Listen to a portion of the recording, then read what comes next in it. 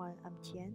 This video is a reflection for IT 720, Course of Instructional Design Principles and Theories. In this video, I'm going to explain what instructional design is, the responsibility of instructional designers, and several learning models and learning theories will be introduced as well. First of all, let's see what instructional design is. Definition of instructional design. Instructional design is defined as a systematic process that is employed to develop education and training programs in a consistent and reliable fashion. In addition, it may be thought of a framework for developing models or lessons. That instructional design, also known as instructional system design, is the analysis of learning needs and systematic development of instruction.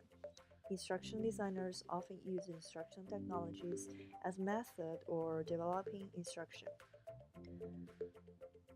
Connie Malamud explained that the fundamental purpose um, of the instruction design is to identify the skills, knowledge, and attitude gaps of a targeted audience and to create, select, and suggest learning experiences that close the gap.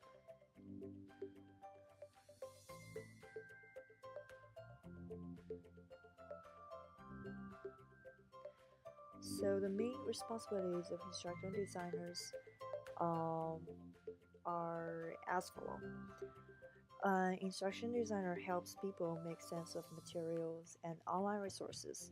Their role is to transform information into clear and meaningful content, as well as to point learners in the right direction.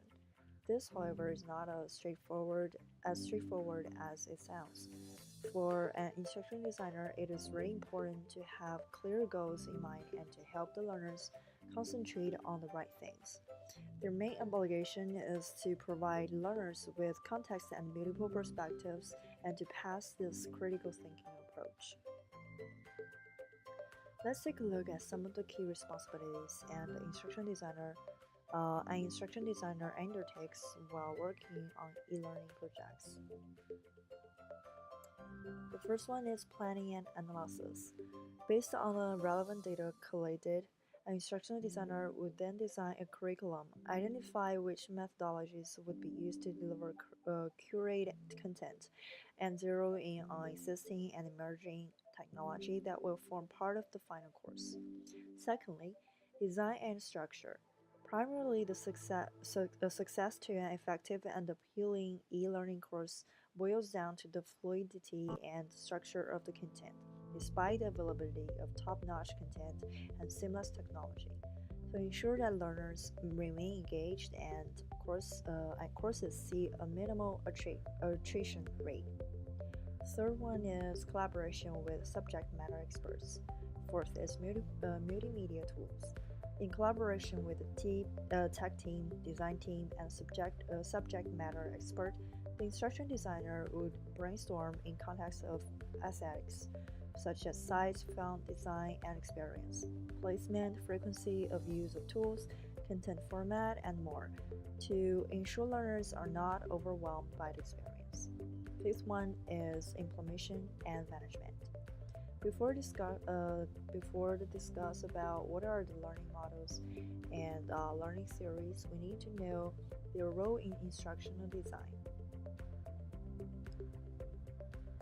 Learning theories are conceptual frameworks that describe how information is absorbed, processed, and retained during learning. A learning model is a description of the mental and physical mechanisms and that are involved in the acquisition of new skills and knowledge and how we engage those mechanisms to encourage and facilitate learning. Weiner Putra and Sugianto suggest that the learning model is a conceptual framework that describes a systematic procedure in organizing learning experiences to achieve specific learning objectives and serve as a guide for learning and the curriculum and teachers in implementing the learning activities. So here are several models that are very normal to be seen and used. And today we're just gonna focus on the first two, the ADDIE model and Oshiro model. The ADDIE model is a framework for designing and developing educational and training programs. ADDIE stands for analyze, design, develop, implement, and evaluate. This model is widely used and accepted in instruction design area. Instruction designers and training developers are not imposed to follow the linear procession strictly, because over the years of practice, the model has been revised from the original hierarchical version to the more interactive and dynamic version. Analysis is a goal setting stage. It helps the instructor figure out the target audience, traits, and as personal and educational background, and what they really, what they are, what is their learning needs, what they already know, and what they need to know. The design stage asks the instructors to like ask themselves questions when designing the project. It's more like a brainstorming stage. And development, there's three tasks in this stage, like drafting, production, and evaluation. And to address the several questions such as, do you see teamwork across various specifications? Are the members working effectively as a team, etc. The implementation stage, designers are actively rolling and well, their active role is crucial for the success of the project to make the program more effective and successful. The evaluation stage is to formative and summative.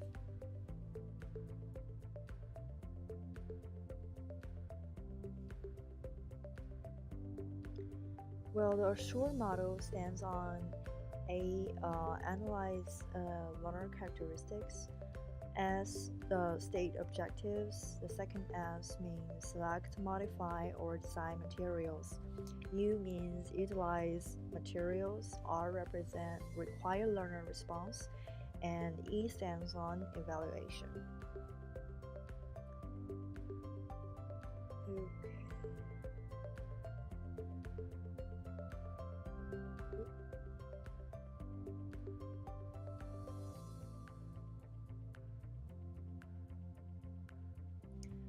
So let's see how can we select an instruction design model for our e-learning project. The selection of the model depends on several facts such as the goal of the project, the scope of the project, time limitation, and management or organizational philosophy. So next we're going to introduce three learning theories. First one is behaviorism. In Georgie McLeod's article, assumptions of behaviorist theories are explained from the three aspects: the focus on observable behaviors, the constructive environment that forms learners' predictable behavior, and the timing of the repetition and reinforcement for the behavior. The process of behaviorism learning is environment determined and time focused constructive learning. Cognitivist learning is, from my personal view, it's a theory of cognitivism offers advanced insight into an effective and efficient learning process, develops learner-oriented experience evolvement-based learning theory, which requires a thorough analysis of learners' background and task analysis to assure the instructional design meets the learner's present and future needs and interests. For constructivism theory, it is based on assumptions that focus on learners' prior knowledge, understandings, and interests. A central strategy for building constructivist learning environments such as situated learning, multiple perspectives, and flexible learning is to create a collaborative learning environment.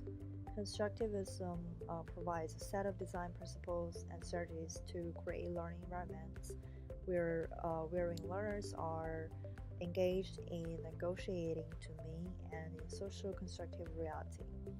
How effectively the instruction can be understood and used by learner and under what situation the instruction can benefit learners promoting and learning of new knowledge is another aspect that constructivism theory is focused on. And here is the three learning theories of instruction design and several basic descriptions of these theories. So, next stage we're going to talk about the future use of instructional design. There is now a trend towards greater acceptance of alternative form of learning in the workplace. That's to say, the role of some instruction designers is beginning to change.